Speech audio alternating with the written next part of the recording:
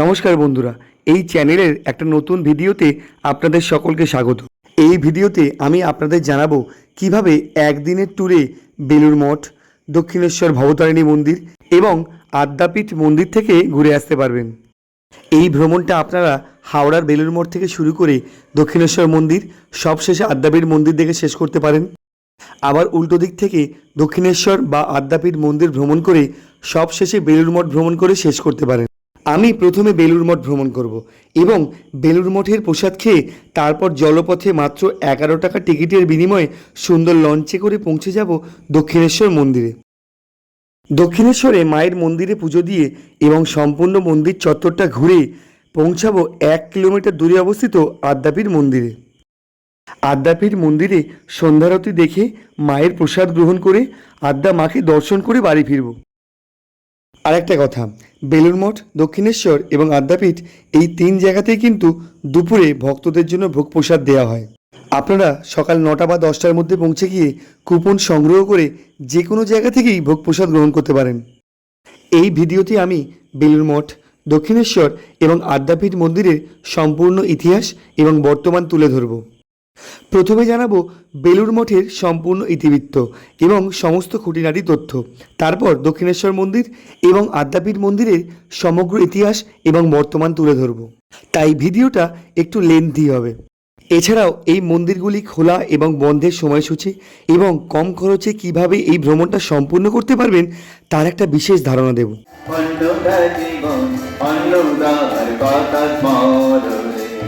সারাটি জীবন ধরিয়া শুধু, সারাটি জীবন ধরিয়া শুধু গুণগান তার গাও রে। অন্নদা জনম, অন্নদা জীবন, অন্নদার কথা স্মরণ রে। তাহলে চলুন ভিডিওটা আমি শুরু করি এবং আপনারা পুরো ভিডিওটা দয়া করে দেখতে থাকুন। ভিডিওটি ভালো লাগলে অবশ্যই একটা লাইক করবেন এবং চ্যানেলে নতুন হলে চ্যানেলটি সাবস্ক্রাইব করে রাখবেন। নমস্কার বন্ধুরা, আজ আমি তোমাদের যেখানে নিয়ে এসেছি তা নতুন করে পরিচয়ের অপেক্ষা রাখে না। তোমরা বুঝতেই পারছো, আজ আমি চলে এসেছি বেলুড় মঠে, যেটা হুগলি নদীর পশ্চিম তীরে এবং হাওড়া জেলায় অবস্থিত এবং যেখানে রয়েছে রামকৃষ্ণ মঠ ও মিশনের হেডকোয়ার্টার্স, যেটি প্রতিষ্ঠা করেছিলেন স্বামী বিবেকানন্দ 1897 খ্রিস্টাব্দের 1 মে এবং যার সঙ্গে জড়িয়ে রয়েছে রামকৃষ্ণ পরমহংসদেব, মা শারদা এবং স্বামী ব্রহ্মানন্দের নাম। এই উপস্থাপনায় থাকবে বেলুড় মঠে কীভাবে পৌঁছাবে, মন্দির খোলা এবং বন্ধের টাইমিংস কি, প্রসাদ বা ভোগের কুপন মূল্য কত, এই প্রসাদ পাবার টাইমিংস কি, আর কিভাবে এই বেলুড়ের মহাপ্রসাদ বাড়িতে নিয়ে আসতে পারবেন। এই ধরনের মঠ সংক্রান্ত আরও অনেক খুঁটিনাটি তথ্য। তাহলে চলো আর দেরি না করে শুরু করা যাক ভিডিওটা। মন্দিরের মূল গেটে প্রবেশ করে একটু এগিয়ে এসে ঠিক বাম দিকে দেখতে পাবে রামকৃষ্ণ মিশন শিক্ষা মন্দির। হয়তো স্কুল বা কলেজের পরিবেশ ঠিক এরকমই হওয়া উচিত। এই শিক্ষা মন্দিরের ঠিক উল্টো দিকেই রয়েছে রামকৃষ্ণ মিশনের বিবেকানন্দ শিক্ষা ও গবেষণা ইনস্টিটিউট। এটা বেলুড় মঠের মেন গেট। এটা দুপুর 12টা বাজলে বন্ধ হয়ে যায়। আপনারা চেষ্টা করবেন সকাল থেকে 11:30টার মধ্যে আসার। মূল মাঠে প্রবেশ করার পর প্রথমেই বাঁদিকে দেখবেন স্বামী অর্ধেনানন্দ কনভেকশন সেন্টার।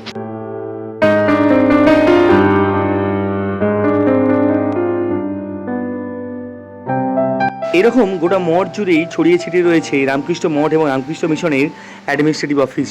এই মঠ বছরের প্রতিদিনই সকাল 6:30 থেকে 11:30 পর্যন্ত খোলা থাকে আর দুপুরবেলা বন্ধ থাকে। আর বিকালের দিকে এপ্রিল থেকে সেপ্টেম্বর পর্যন্ত বিকাল 4টে থেকে রাত 9টা পর্যন্ত খোলা থাকে। আর মার্চ মাস থেকে অক্টোবর মাস পর্যন্ত বিকাল 3:30টায় মন্দিরের গেট খোলা হয় এবং রাত 8:30টায় মন্দিরের গেট বন্ধ হয়। এটাই মঠের প্রধান প্রবেশদ্বার। এটি সাঁচির বৌদ্ধ স্তূপ এবং অজন্তা গুহাগুলির প্রধান প্রবেশদ্বারের মতোই বৌদ্ধ শৈলী দ্বারা প্রভাবিত হয়ে নির্মিত হয়েছে। সেই ডানাতে পাবেন ঠান্ডা পানীয় জল আর নিঃশুল্ক জুতো রাখার ব্যবস্থা এখানে, আর অনুসন্ধান অফিস বা বেদান্ত সাহিত্য। আর এটা মঠের অফিস এবং বাম দিকে হলো মন্দির, মূল মন্দির। অফিসের পিছনেই আছে কমন টয়লেট, পুরুষ এবং এদিকে মহিলা। এখানে এটা নিঃশুল্ক নয়, ইউরিন এবং ল্যাট্রিনের জন্য আলাদা আলাদা শুল্ক লাগে। বেলুড় মঠের দর্শনীয় স্থানগুলির তালিকা দেওয়া আছে, আপনারা দেখে নিতে পারেন চাইলে। মন্দির, মসজিদ এবং গির্জা এই তিন ধর্মের উপাসনাস্থলের গঠনশৈলীর মিশ্রণে তৈরি হয়েছে এই অসাধারণ মন্দিরটি। সাংস্কৃতিক বৌদ্ধবাদের এটি একটি অনুপম নিদর্শন। মন্দিরের ভিতরে আছে বিশাল উপাসনা কক্ষ, যেখানে বেদির উপর উপবিষ্ট আছেন শ্রীরামকৃষ্ণের শ্বেত মর্মর মূর্তি। 1897 খ্রিস্টাব্দে স্বামী বিবেকানন্দ তাঁর পাশ্চাত্য শিষ্যদের নিয়ে এসেছিলেন বরাহনগরে। অনেক দেশ ও বিদেশ ঘুরে স্বামীজি বিভিন্ন স্থাপত্যের ধারণা গ্রহণ করেছিলেন।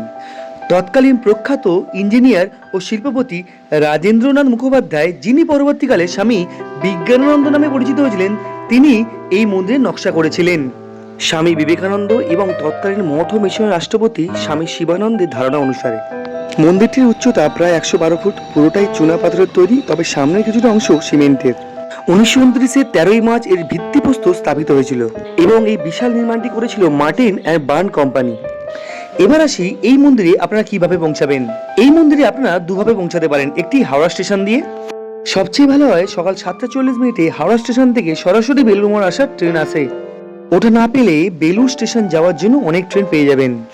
বেলুড় স্টেশনে নেমে আপনার সিঁড়ি ধরে উপরে গিয়ে 1 এবং 2 নম্বর প্ল্যাটফর্মের মাঝখানে নামবেন। সেই 1 এবং 2 এর মাঝখান থেকে একটি সাবওয়ে গেছে, সেই সাবওয়ে ধরে গিয়ে আপনারা বেরোবেন টোটো স্ট্যান্ডের মুখে।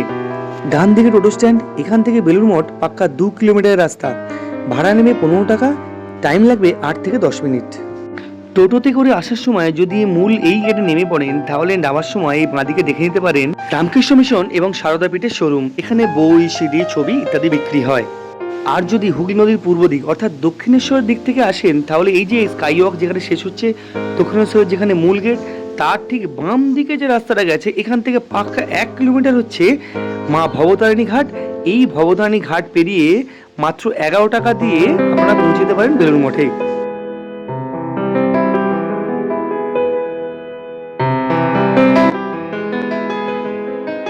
এবার আসি কিভাবে আপনারা বেলুড়ের মহাপ্রসাদের কুপন সংগ্রহ করবেন। মূল মন্দিরের গা ঘেঁষে ডান দিক থেকে যে রাস্তাটা চলে গেছে, এর ঠিক পিছনে হলো মঠের অফিস।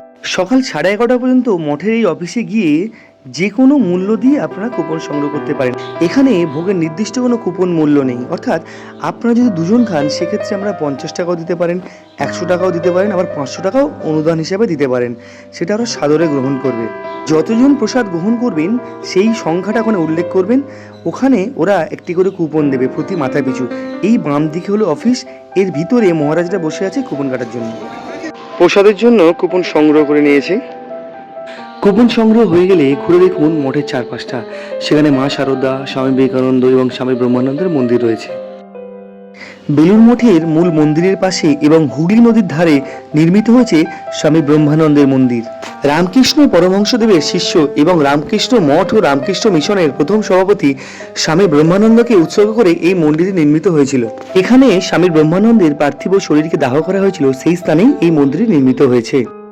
মন্দিরের পিছনের দিকে এবং হুগলি নদীর তীর বরাবর এইভাবেই বিভিন্ন শাকসবজি চাষ করা হয়েছে। এই মন্দিরের ভোজনালয়ে প্রতিদিন প্রায় কয়েক হাজার পুণ্যার্থী অন্নভোগ গ্রহণ করেন।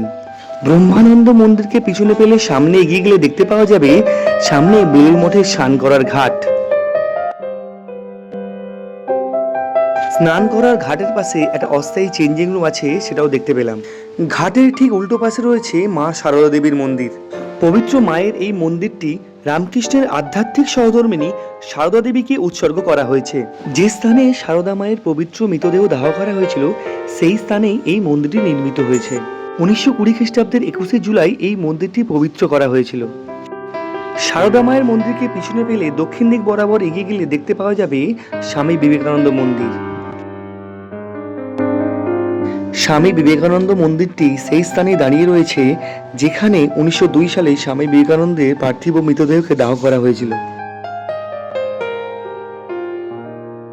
মন্দিরের পাশে একটি বেলগাছ রয়েছে, যার নিচে স্বামী বিবেকানন্দ প্রায়শই বসতেন। স্বামীজির ইচ্ছা অনুসারে এই বেলগাছের পাশেই স্বামীজির দেহ দাহ করা হয়েছিল। এই মন্দিরটির উপরে বাংলা অক্ষরে লেখা একটি ওম চিহ্ন রয়েছে। আর এই মন্দিরের নিচে রয়েছে স্বামী বিবেকানন্দের একটি প্রতিচ্ছবি। আর মন্দিরের ডান পাশে এইভাবে ফলকের মাধ্যমে বাংলা, ইংরাজি এবং হিন্দিতে বেলগাছ সম্পর্কে তথ্য রয়েছে। এই মন্দির ও তার আশেপাশে সৌন্দর্য দেখতে দেখতে দক্ষিণ দিকে এগিয়ে গেলে আপনারা দেখতে পাবেন একটি সমাধিক্ষেত্র। এই সমাধিক্ষেত্রে ভগবান শ্রীরামকৃষ্ণের 7 জন সন্ন্যাসী শিষ্যের পূর্ণ দেহ আগুনে আহুতি দেয়া হয়েছিল।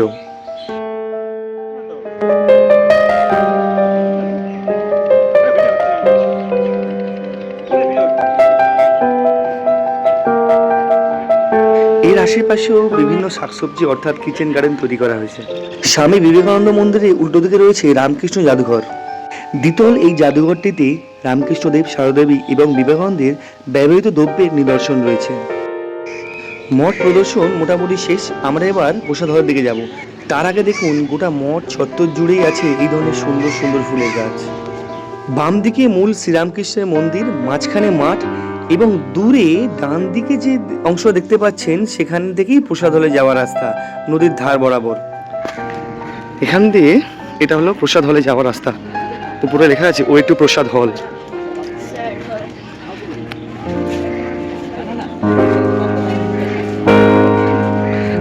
ডান দিকে হাত ধোয়ার জায়গা আছে এবং একটা খাওয়ার জল বটে, লেখা আছে ড্রিঙ্কিং ওয়াটার। আর এই হলো সুদর্শনীয় রাস্তা, আর সামনে হুগলি নদী। এখন কিছুটা সময় উপভোগ করুন হুগলি নদীর সৌন্দর্য। এটা প্রসাদ হলে যাওয়ার রাস্তা, সুদৃশ্য রাস্তা। একটু দেরি হয়ে যাওয়া, এখানে কাউকে সেরকম দেখতে পেলাম না। এখন প্রায় 12টা বাজে, চলেছে প্রসাদ হলের দিকে। এই রাস্তাতে সোজা এগিয়ে গেলে প্রসাদ হল। প্রসাদ হলে যাওয়ার রাস্তা এটা। আর এটা হলো প্রসাদ হল,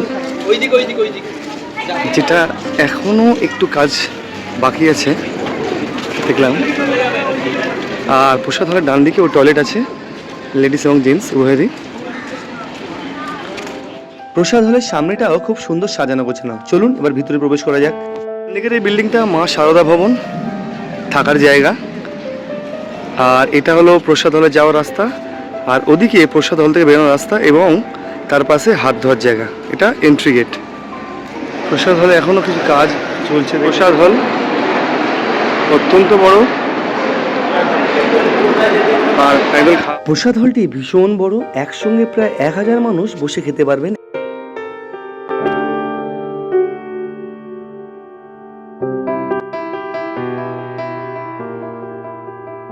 আমাদের বসিয়ে দেওয়ার পর ভোগ পরিবেশন শুরু হলো। প্রথমে দেওয়া হলো আমাদের খিচুড়ি।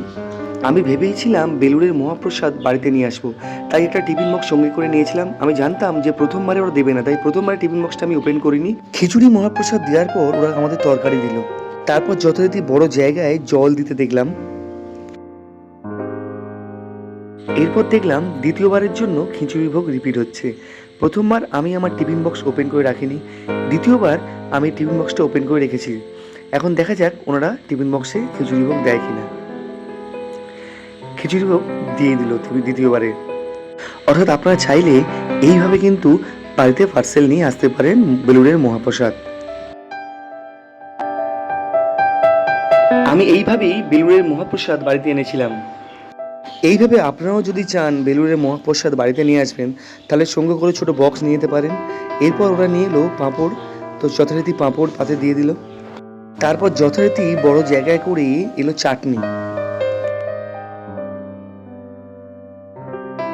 জলের গ্লাসটা ছোট হওয়ার কারণে হয়তো আবার দ্বিতীয়বার জল রিপিট করতে এসেছিল। সবশেষে যথারীতি চাকা লাগানো জায়গায় এলো পায়েস, সুস্বাদু পায়েস। আমার টিফিন বক্সেও দিল এবং আমার পাতেও দিল। খাওয়া শেষ হওয়ার পর একদিকের ব্যাচ উঠে যাওয়ার সঙ্গে সঙ্গেই এইভাবে টেবিল পরিষ্কার হতে লাগলো। অনেক কর্মচারী আছে দেখলাম যারা কিনা সঙ্গে সঙ্গেই টেবিলটাকে সুন্দর করে পরিষ্কার করে দিচ্ছিল।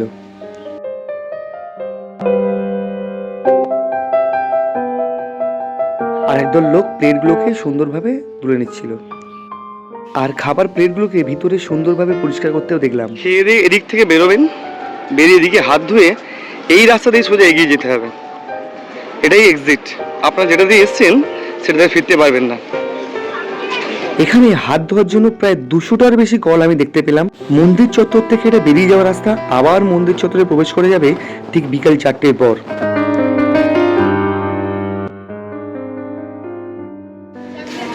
এক্সিট গেট দিয়ে বেরিয়ে একটা বোর্ড লাগানো আছে, বিশ্রামাগার, বাস স্ট্যান্ড এবং ফেরিঘাট সবই বাম দিকে তীর চিহ্ন দেওয়া আছে। চলুন বাম দিকে এগিয়ে যাওয়া যাক। বেরিয়ে বাম দিকে আপনারা টোটো স্ট্যান্ড দেখতে পাবেন, সেখান থেকে টোটো ধরে আপনারা বেলুড় স্টেশন বা অন্যান্য জায়গায় যেতে পারেন। আমি যেহেতু এখন দক্ষিণেশ্বর যাব, তাই মূল গেট থেকে বেরিয়ে হেঁটে হেঁটে সামনের দিকে গেলাম, তারপর ওদিক থেকে ফেরিঘাট যাব।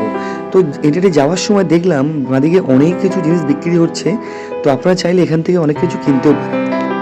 এই ধরনের সমস্ত কানের দুলের দামই 30 টাকা করে বলল।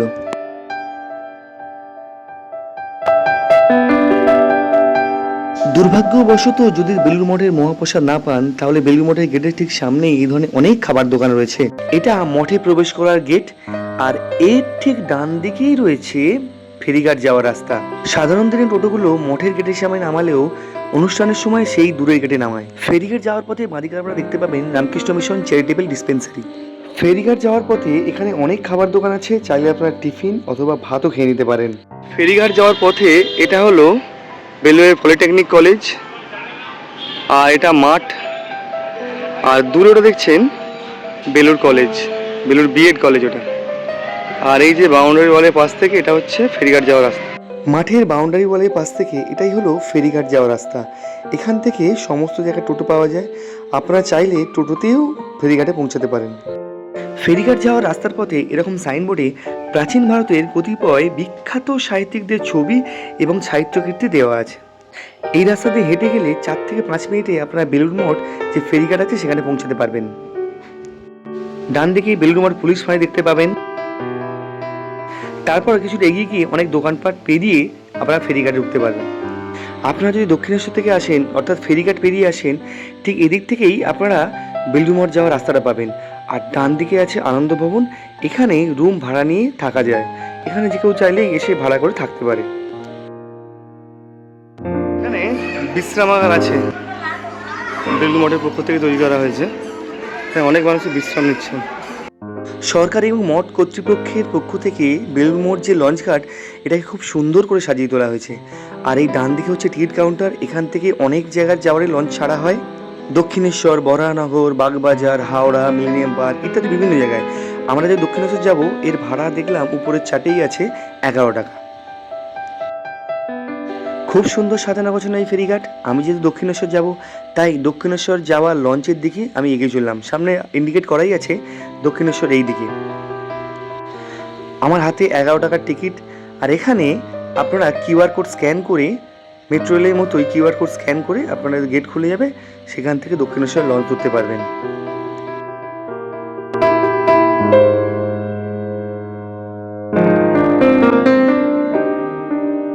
হুগলি নদীর উপর থেকে বেলুড় মঠকে ঠিক এরকম লাগে, দেখুন সেই দৃশ্য।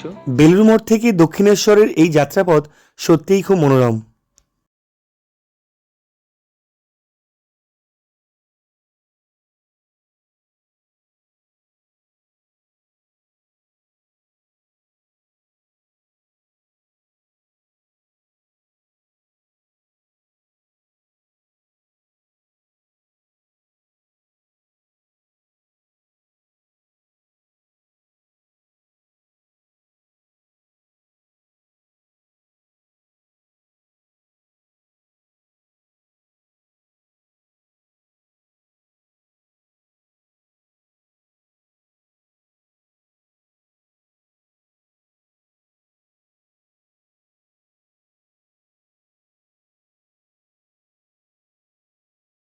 রানী রাসমণি নির্মিত দক্ষিণেশ্বর কালী মন্দিরের পরিচয় এখন সারা বিশ্বজোড়া। 1855 সালের 31শে মে জমিদার, সমাজসেবী এবং কালীমায়ের ভক্ত রানী রাসমণি এই মন্দির প্রতিষ্ঠা করেন। এই মন্দির প্রাঙ্গণে রেণুতে রেণুতে মিশে রয়েছে রামকৃষ্ণ পরমহংসদেবের পদধূলি। হুগলি নদীর পূর্ব তীরে অবস্থিত এই মন্দিরের প্রধান দেবতা হলেন ভবতারিণী মা কালী। 20 একর জমির উপর নির্মিত এই মন্দির কমপ্লেক্সের ভিতরে রয়েছে একটি প্রধান কালী মায়ের মন্দির, 12টি শিব মন্দির এবং একটি রাধাকৃষ্ণের মন্দির। এছাড়া মন্দিরের চারপাশে রয়েছে বড় উঠোন, যার সীমানা প্রাচীর বরাবর অনেকগুলি ঘর বা কক্ষ রয়েছে। এই মন্দিরটি প্রায় 100 ফুট উঁচু এবং এটি বাংলা স্থাপত্য রীতিতে তৈরি একটি নবরত্ন মন্দির, অর্থাৎ এর মাথায় একটি মূল উঁচু চূড়া এবং তাকে ঘিরে চারিদিকে 8টি চূড়া। এই মন্দিরে কিভাবে পৌঁছাবেন মন্দির খোলা এবং বন্ধের টাইমিং কি, পুজো দেওয়ার নিয়ম কি, মন্দিরের ভোগের কুপন মূল্য কত এবং কখন ভোগ দেওয়া হয়, এছাড়া মন্দির সংক্রান্ত আরও অনেক খুঁটিনাটি তথ্য। সড়কপথ, জলপথ, মেট্রো এবং ট্রেন, এই চারভাবেই এই মন্দিরে পৌঁছাতে পারবেন। যদি বাসে বা ট্যাক্সিতে আসেন তাহলে দক্ষিণেশ্বরের এই মোড়ে আপনাকে নামতে হবে। নেমে স্কাই ওয়াকের নিচ দিয়ে হেঁটে যেতে পারেন। এখান থেকে মিনিট 5 হেঁটে গেলেই আপনি মন্দিরে গেট পাবেন। আবার মেট্রোতে করেও দক্ষিণেশ্বর স্টেশন পর্যন্ত আসতে পারেন। এই মেট্রো স্টেশনটিকে মন্দিরের ঐতিহ্য অনুযায়ী সাজিয়ে তোলা হয়েছে।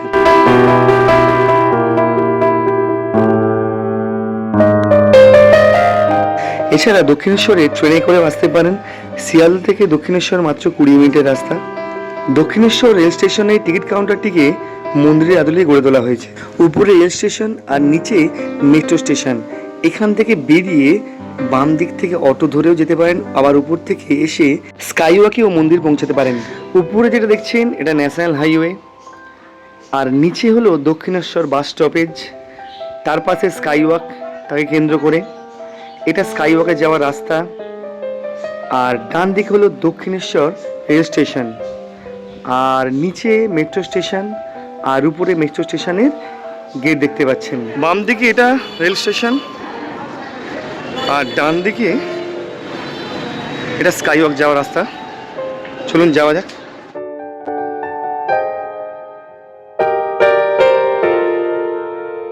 স্কাইওয়াকে ওর উপরেও অনেক দোকান আছে যেখান থেকে আপনার ডালা কিনে পুজো দিতে পারেন। এখানে ডালার দাম মোটামুটি 20 টাকা থেকে শুরু হয়। আপনার দেখাচ্ছে যেটা, এই যে পরপর ডালার দোকান আছে এখানে, এখান থেকেও ডালা কিনে পুজো দিতে পারেন। প্রথমে এসে আপনারা এখানে ডান দিকে 68 নম্বর এই দিদিভাইয়ের দোকান পাবেন। দিদিভাইয়ের কাছ থেকে ডালা শুরু হয় 20 টাকা। দিদি, প্রথম ডালা কত থেকে শুরু হয়? 20 টাকা। তারপরে লাস্ট আপনি 500 টাকা ডালা পেতে পারেন। তো 20 টাকার ডালায় কী কী দিচ্ছে আপনার দেখায় একটু। 4 পিস পেঁড়া ফুল, হ্যাঁ 4 পিস পেঁড়া ফুল এবং ক্ষীরের পেঁড়া। আচ্ছা, আর 50 টাকা ডালাতে 10 পিস পেঁড়া, মায়ের আলতা সিঁদুর, ফুল আছে। এটা 50 টাকা। আর এটা 100 টাকা। এতে স্পেশাল বড় পেঁড়া 8 পিস, চুন্নি আছে, গোটা মায়ের আলতা সিঁদুর, টিপ আছে, হাতে পাতা দাগা আছে। এটা 151। আচ্ছা, চুনিটা বড় আছে। আর এটা 351 টাকা স্টার্ট। এবার যত উপরে নিতে পারবেন। ঠিক আছে, থ্যাংক ইউ। দিদিভাইয়ের নাম কি? আচ্ছা, দীপা অধিকারী দিদিভাইয়ের দোকান থেকে আসতে পারেন। প্রথমে স্কাইওয়াক থেকে উঠে যখনই প্রথমেই আসবেন, স্টলটার নাম 68 নম্বর স্টল। পুজোর সামগ্রীর দোকান ছাড়াও অনেক রকমারি দোকানও এখানে আছে। তখন দুপুর 3টে বাজে, অনেক দোকান খোলেনি তখন।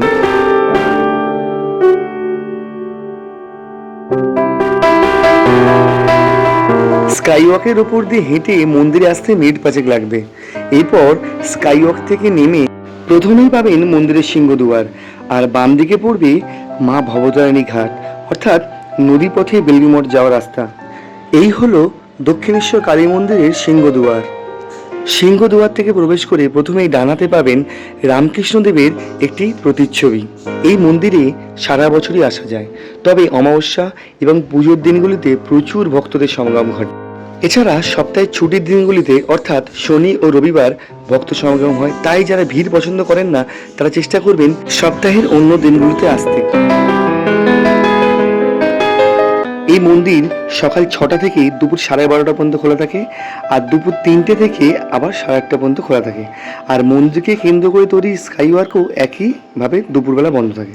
আপনারা মন্দিরে এসে পুজো দিতে চাইলে প্রথমেই আপনাদের ব্যাগ, জুতো, মোবাইল এখানে জমা করতে হবে। এখানে অনেকগুলি কাউন্টার আছে। ব্যাগ জমা নেয় 10 টাকা, মোবাইল এবং জুতো 3 টাকা। ব্যাগ, মোবাইল ইত্যাদি জমা রাখার পর আপনাদের সংগৃহীত ডালা নিয়ে আপনারা এই রাস্তা দিয়ে লাইন দেওয়া শুরু করবে। এটা মন্দিরের প্রবেশ পথ। এখানে আপনাদের পুরুষ এবং মহিলা আলাদা আলাদাভাবে চেকিং হয়।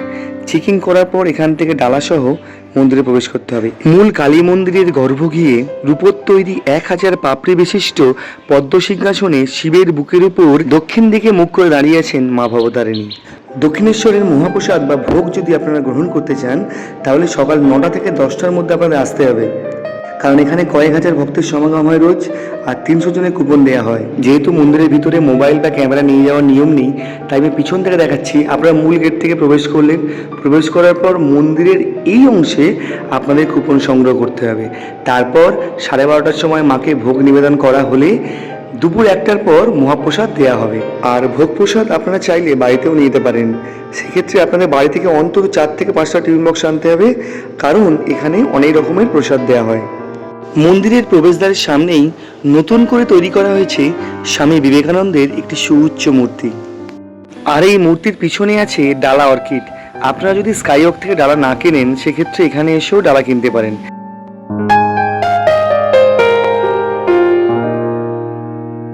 এখানে পুজোর সামগ্রীর প্রচুর স্টল রয়েছে। আপনারা আপনাদের পছন্দ মতো ডালা এখান থেকে সংগ্রহ করতে পারেন। এখানে ডালা শুরু হয় 50 টাকা থেকে।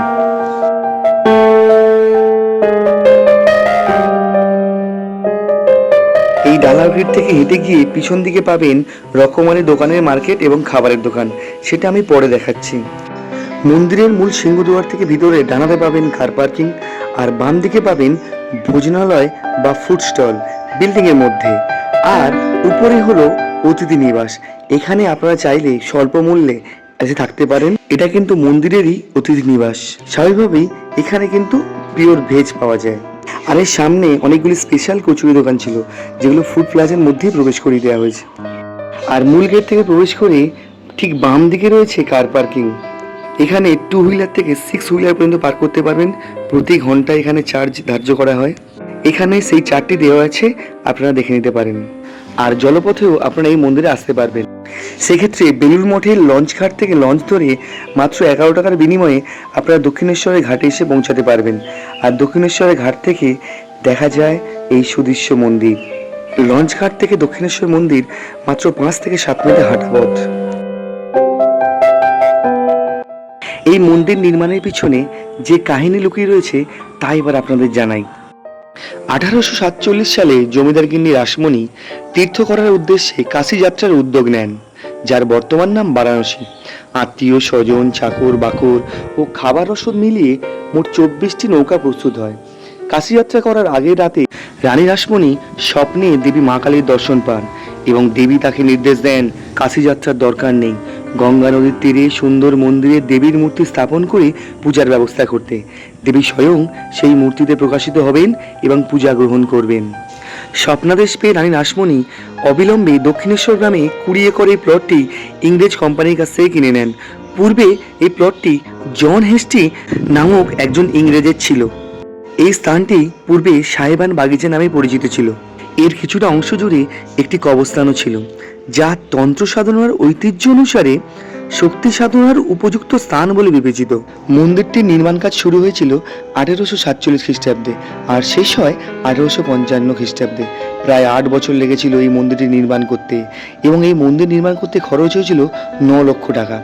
বর্তমান বাজার মূল্য প্রায় 50 কোটি টাকা। মন্দিরটির নির্মাণ কাজ চলাকালীন রানী রাসমণি অত্যন্ত কৃচ্ছ সাধন করেন। তিনি এই সময় হব্বিষ্যি ভাত খেতেন এবং মেঝেতে শয়ন করতেন।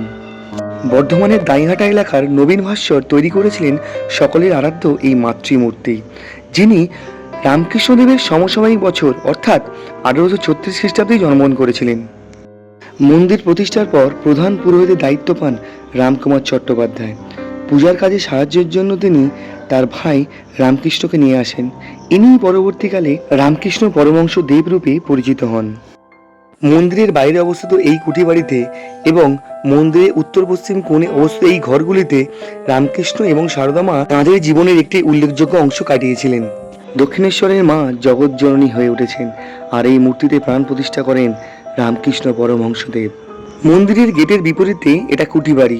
1855 থেকে 1871 খ্রিস্টাব্দ পর্যন্ত প্রায় 16 বছর রামকৃষ্ণ পরমহংসদেব এই কুঠি বাড়িতে থেকেছেন। ঘরের পশ্চিম দিক দিয়ে বেরোলে যে গোল বারান্দা, সেই বারান্দা দিয়ে বেরিয়ে ঠাকুর মাঝে মাঝে বহমান গঙ্গাকে দেখতেন। মন্দিরের মূল গেট এবং কুঠি বাড়ির বিপরীতেই রয়েছে রানী রাসমণির স্মৃতি মন্দির। সেখানে রানী রাসমণির একটি মূর্তি বসানো রয়েছে। দক্ষিণেশ্বরে গেলে আপনার মনে হবেই যে এখানে 150 বছর আগে বসবাস করতেন শ্রী রামকৃষ্ণ, মা শারদা এবং তাদের কাছে আসতেন বিখ্যাত নাট্যকার গিরিশ ঘোষ, সমাজ সংস্কারক কেশবচন্দ্র সেন, মহেন্দ্রনাথ গুপ্তের মতো সেই সময়কার বিখ্যাত সব ব্যক্তিত্ব। মন্দিরের মূল গেট থেকে গঙ্গার দিকে এগিয়ে গেলে এই যে ঘর দেখছেন, এখানেই রামকৃষ্ণ পরমহংসদেব বসবাস করতেন। এই কক্ষের ভিতরে ঠাকুরের ব্যবহৃত দুটি খাট এবং কিছু আসবাবপত্র রয়েছে। আমাকে এটা দর্শন করতে দিলেও ভিডিওগ্রাফি করতে দেয়নি। নদীর ধার বরাবর এরকম সুন্দর উদ্যান তৈরি করা হয়েছে, আর এটা দেখতে দেখতে আপনারা পৌঁছে যান দক্ষিণেশ্বর ঘাটে। এখানে আপনারা চাইলে স্নান করতেও পারেন। দক্ষিণেশ্বর ঘাটের ঠিক উল্টো পাশেই রয়েছে নহবত। রামকৃষ্ণের সাথে বিবাহের পর মা শারদা নহবতের এই দোতলা ঘরের নিচের তলাতে বসবাস করতেন। সেটিকে এখন রূপান্তরিত করা হয়েছে মা শারদা মন্দির রূপে। এই মন্দিরের উত্তরে রয়েছে পঞ্চবটি বট, অর্থাৎ বট, অশ্বত্থ, নিম, আমলকি এবং কাঠ আপেল, এই 5টি গাছের সমন্বয়ে গঠিত একটি জটিল গাছ। 1865 খ্রিস্টাব্দে ঠাকুর রামকৃষ্ণ এখানেই তার অদ্বৈত সাধনা করেন। মন্দিরের পশ্চিম দিকে রয়েছে দ্বাদশ শিব মন্দির নামে পরিচিত 12টি আটচালা স্থাপত্য রীতিতে তৈরি শিবের মন্দির, অর্থাৎ 12টি একই প্রকার দেখতে পূর্বমুখী শিব মন্দির। গঙ্গার ঘাটের দুই ধারে এগুলি দণ্ডায়মান। এর গর্ভগৃহে অবস্থিত শিবের মূর্তিগুলিও একই রকমের। আর নদীর ধারের দিকে রয়েছে সুন্দর উদ্যান, আর সেই উদ্যানে বিভিন্ন ঋষি মুনিদের সুন্দর মূর্তি স্থাপন করা হয়েছে। এইগুলি দেখতে দেখতে পৌঁছে যান গঙ্গার ঘাটে।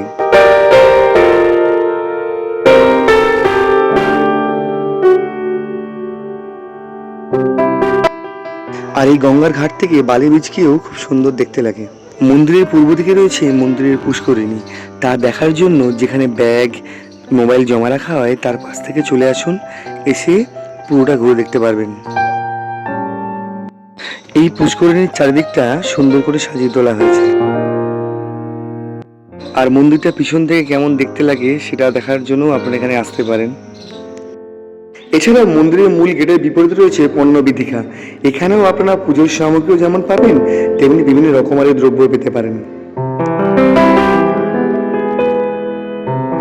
ডালা অর্কিডের পিছন দিকে রয়েছে বিভিন্ন রকমারি দোকানের। এখানে রয়েছে বিভিন্ন দেবদেবীর মূর্তি, ছবি, শাঁখ, ঘন্টা ইত্যাদি ইত্যাদি। এছাড়াও অনেক খাবার দোকান এখানে পেয়ে যাবেন, অবশ্যই টিফিনের দোকান।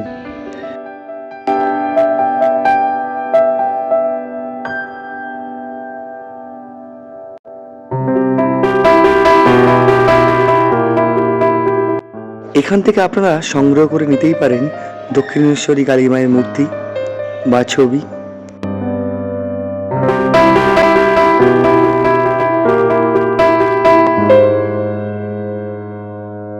আমি দুটো সিরিজ শুরু করছি এই চ্যানেলে। প্রথমত আমাদের রাজ্যের যে মন্দিরগুলো আছে, প্রথম সিরিজে সেইগুলো আমি এক্সপ্লোর করব। আর দ্বিতীয় যে সিরিজ, তার মাধ্যমে দেশ এবং আমাদের রাজ্যের বিশেষ করে যে ভ্রমণ স্থানগুলো আছে সেইগুলোতে ঘুরে দেখাবো। সকলকে অসংখ্য অসংখ্য ধন্যবাদ। আর চ্যানেলটিকে অবশ্যই সাবস্ক্রাইব করবেন। আর ভিডিওটি ভালো লাগলে অবশ্যই একটা লাইক এবং একটি সুন্দর কমেন্ট করবেন। আপনাদের একটা লাইক আমার কাছে inspiration. Thank you for all. Kolkata শহর তৈরি হওয়ার অনেক আগেই হুগলি নদীর তীরে গড়ে উঠেছিল অনেক কালীক্ষেত্র। গোটা উত্তর কলকাতা জুড়ে ছড়িয়ে রয়েছে অনেক কালী মন্দির। আজ এরকমই একটি আরাধনার পীঠ আদ্যাপীঠে আমি চলে এসেছি। এই উপস্থাপনায় আমি আপনাদের জানাবো আদ্যাপীঠ মন্দির প্রতিষ্ঠার সমগ্র ইতিহাস, এখানে কিভাবে পৌঁছাবেন, মূল মন্দিরের দরজা কোন সময়ে খোলা থাকে, মন্দিরের ভিতরে কেন প্রবেশ করতে দেয়া হয় না, ভোগের কুপন মূল্য কত, কোন সময়ে ভোগ দেওয়া হয়, এছাড়াও আদ্যাপীঠ সম্পর্কিত সমস্ত খুঁটিনাটি তথ্য। এছাড়াও আপনাদের জানাবো রামকৃষ্ণ সংঘ আদ্যাপীঠের সমাজসেবার দিকটিও, যা কিন্তু অনেকেরই অজানা। দক্ষিণেশ্বর ভবতারিণী কালী মন্দির থেকে মাত্র 1 কিলোমিটার দূরে অবস্থিত এই কালীক্ষেত্র নিয়েও রয়েছে অনেক ইতিহাস। দেবী কালী আদ্যাশক্তি মহামায়া রূপে পূজিতা হন আদ্যাপীঠ মন্দিরে। এই মন্দিরের মূল গর্ভগৃহের মধ্যে রয়েছে দেবী আদ্যা মায়ের মূর্তি, দেবীর পদতলে রয়েছে শ্রী রামকৃষ্ণের ধ্যানরত মূর্তি, আর দেবী আদ্যা মায়ের উপরে রয়েছে রাধাকৃষ্ণের যুগল মূর্তি। আদ্যাপীঠ কোনো শক্তিপীঠ নয়, এখানে দেবী আদ্যা মাকে রোজ ফুল এবং চন্দন দিয়ে পূজা করা হয়।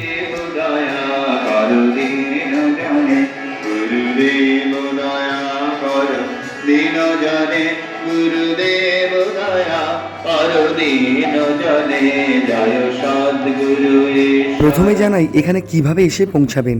যদি হাওড়ার দিক থেকে আসেন তাহলে সবচেয়ে সুবিধা হবে বেলুড় মঠের লঞ্চঘাট থেকে মাত্র 11 টাকার বিনিময়ে লঞ্চ পেরিয়ে চলে আসুন দক্ষিণেশ্বরে, আর সেখান থেকে মাত্র 10 টাকা টোটো বা অটো ভাড়া দিয়ে চলে আসুন আদ্যাপীঠ মন্দিরে। দক্ষিণেশ্বর মন্দিরের মূল গেটের সামনে থেকে যে টোটো যায় তা ভর্তি, অর্থাৎ 4 জন না হলে যেতে চায় না। যদি 1 জন বা 2 জনও যান তখনও কিন্তু 40 টাকাই ভাড়া চায়। এছাড়াও আপনারা ট্রেন বা মেট্রো করে এসে দক্ষিণেশ্বর স্টেশনে নেমে স্টেশনের সামনেই দাঁড়িয়ে থাকা অটোতে মাত্র 10 টাকা ভাড়ার বিনিময়ে পৌঁছে যেতে পারেন আদ্যাপীঠে। আর কলকাতার যে কোনো প্রান্ত থেকে বাসে করে দক্ষিণেশ্বরে এসে টোটোতে করে একই পদ্ধতিতে আদ্যাপীঠে আসতে পারেন। আদ্যাপীঠ আসার পথে বা বাড়ি ফেরার পথে দেখে নিতে পারেন দক্ষিণেশ্বর মন্দিরকে কেন্দ্র করে তৈরি হওয়া সুদৃশ্য স্কাইওয়াক।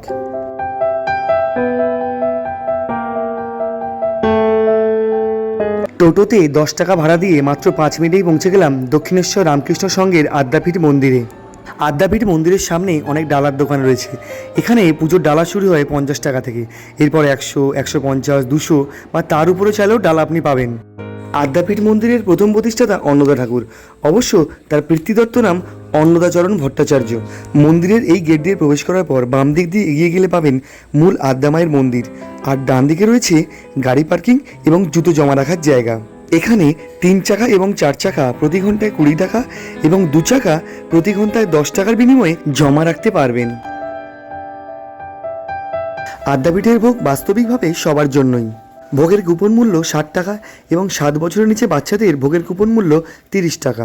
এই প্রসাদ বা ভোগের কুপন দেওয়া হয় সকাল 8টা থেকে 12টা পর্যন্ত এবং প্রসাদ দেওয়া হয় সকাল 11:45 থেকে 1টা পর্যন্ত। তবে 12:30 পর্যন্ত ভোগের কুপন দেওয়া হয়। আর 60 টাকার বিনিময়ে মোট 8 রকম প্রসাদ দেওয়া হয়। আর প্রসাদের মেনুতে থাকে বেগুনি, খিচুড়ি, তরকারি, পোলাও, পায়েস ইত্যাদি। আদ্যা মায়ের এই মন্দির নির্মাণেও রয়েছে অনেক বিশেষত্ব। হিন্দুদের ত্রিশূল, মুসলমানদের চাঁদ, খ্রিস্টানদের ক্রুশ এবং বৌদ্ধদের হাত পাখার সিম্বল রয়েছে মন্দিরের চূড়ায়। বাইরে থেকে পুজোর ডালা কিনে নিয়ে আসার পর মন্দিরের নিচে অবস্থিত ঠিক এই জায়গাটাতে আপনাদের পুজোটা দিতে হবে পুরোহিতের হাতে। পুরোহিত সেই পুজোটা মায়ের কাছে পৌঁছে দেবেন। আর দেবী আদ্যামাকে দর্শন করতে হবে মন্দিরের সামনে অবস্থিত এই নাট মন্দির থেকে। জনশ্রুতি ছিল 12 বছরের মধ্যে মন্দির প্রতিষ্ঠা করতে হবে, কিন্তু তা হয়ে ওঠেনি। তাই মূল মন্দিরের সামনে অবস্থিত নাট মন্দির থেকেই দর্শন করতে হয় আদ্যামাকে।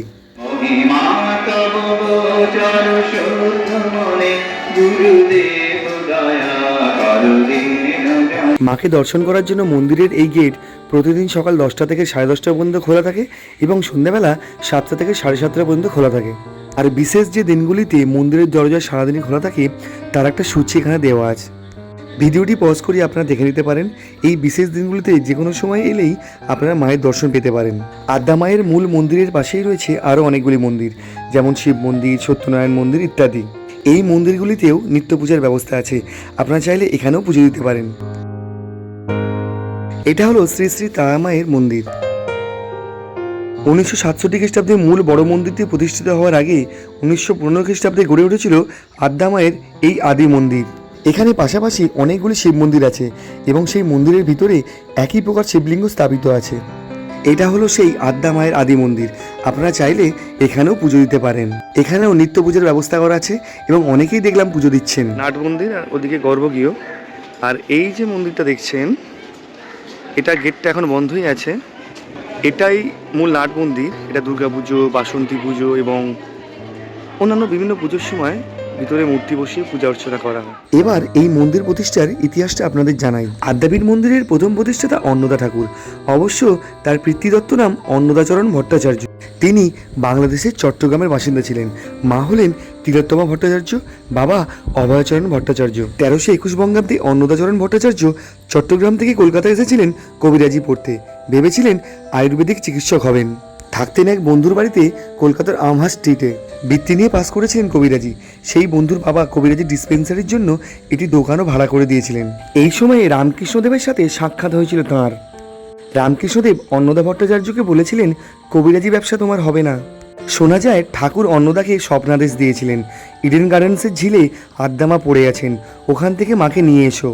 এই ঘটনা নিয়ে একাধিক জনশ্রুতি শোনা যায়। একটি কাহিনী অনুসারে জানা যায়, অন্নদা ঠাকুর ইডেন গার্ডেন্সের ঝিলে অনেক খোঁজাখুঁজি করার পর সত্যিই একটি 18 ইঞ্চি কোষ্ঠী পাথরের তৈরি আদ্যা মায়ের মূর্তি খুঁজে পান।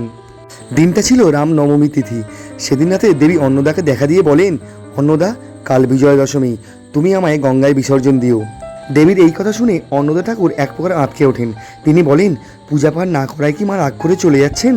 তখন দেবী তাকে বলেন, তিনি শুধু ধরাবাঁধা শাস্ত্রমতে পুজো পেতে চান না, ভক্তের আন্তরিকতাই তার আসল পুজো। আদ্যাস্তোত্র পাঠের কথাও তিনি বলেন। অতঃপর দেবী আদ্যাস্তোত্র বলেন এবং অন্নদা ঠাকুর তা লিখে রাখেন। সেই আদ্যাস্তোত্র বর্তমানেও আদ্যাপীঠে পাঠ হয়। দেবী আদ্যার স্বপ্নাদেশ মতো অন্নদা ঠাকুর বিজয়া দশমীর দিন মূর্তিটি মাঝগঙ্গায় বিসর্জন দেন। স্বপ্নাদেশ মতোই মূর্তিটির একটি প্রতিচ্ছবি রেখেছিলেন অন্নদাচরণ। অবিকল সেই মূর্তির মতোই তৈরি হয় বর্তমান আদ্যা মূর্তি। শ্রী রামকৃষ্ণ পরমহংসদেব বাংলা 1325 বঙ্গাব্দে স্বপ্নে অন্নদা ঠাকুরকে দীক্ষাও দিয়েছিলেন। 1915 খ্রিস্টাব্দে অন্নদা ঠাকুর এই মন্দির স্থাপন করেন। পরবর্তীকালে 1967 খ্রিস্টাব্দে গড়ে ওঠে আজকের আদ্যাপীঠ। কালিকা স্থল হলেও এটি শক্তিপীঠ নয়। এখানে দেবীর নিত্য পূজা হয় এবং ভক্তরা পান ভোগ প্রসাদ। দুর্গাপূজার সময় হয় বিশেষ অর্চনা, আর কালী পুজোর দিন মহাপুজোর আয়োজন হয় এই মন্দিরে। আদ্যাপীঠ মন্দিরের মাতৃভোগে রয়েছে বিশেষ বৈশিষ্ট্য। রাধাকৃষ্ণের জন্য রান্না হয় 32.5 সের চাল। দেবী আদ্যার জন্য বরাদ্দ প্রতিদিন 22.5 সের চাল এবং 12.5 সের চালে রান্না হয় রামকৃষ্ণ পরমহংসদেবের ভোগ। সেই ভোগ এবং পঞ্চব্যঞ্জন নিবেদন করা হয়। এছাড়া পরমান্ন ভোগও থাকে। অন্নদা ঠাকুরের নির্দেশ ছিল, মূল মন্দিরের গর্ভগৃহে বৃহৎ ভোগ যাবে না, মন্দিরের পাশে অবস্থিত ভোগালয়ে তা সাজিয়ে দেওয়া হবে, সেখান থেকেই নিবেদন করা হবে ভোগ। দেবীর কাছে যাবে কেবল পরমান্ন ভোগ। আজও আদ্যাপীঠে সেই নিয়ম মানা হয়।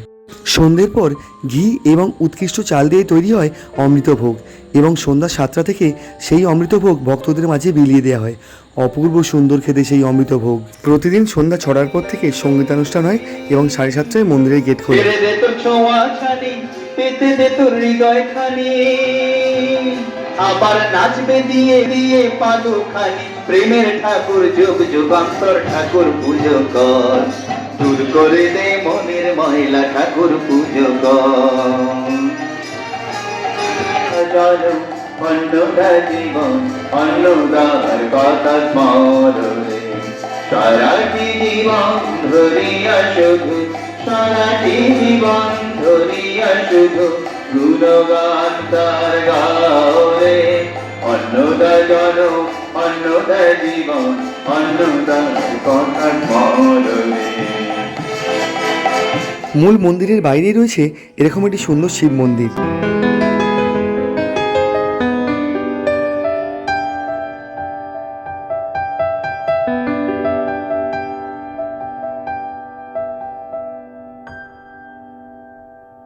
আদ্যা মায়ের মন্দিরের পিছন দিকে রয়েছে রাধাকৃষ্ণের যুগল মন্দির। সন্ধ্যাবেলা প্রতিদিন এখানে হরিনাম সংকীর্তন হয়। এখানে রয়েছে রাধাকৃষ্ণের যুগল মূর্তি। বর দিচ্ছি, তোমাতেই সব কিছু শুদ্ধ হবে। এইভাবে ব্রাহ্মণের তুমি দৃষ্টিকোণে করো না, সেই সব কথা আপনি আসবে রাজা জন্মেন্দ্রকে বললেন। আর কি বললেন?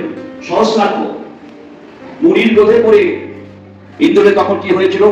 যে অপরাধ তিনি করেছিলেন গৌতমীর কাছে, তখন তাকে অভিশাপ দিয়েছিলেন সেই মুনি, গৌতম মুনি, যে তুমি যে কারণে আজকে এই কর্ম করলে তোমার শরীরের মধ্যে সেই বস্তু দেখা দেয়। মন্দিরের পিছন দিকে অবস্থিত এটা ভোগ প্রসাদ খাবার ঘর।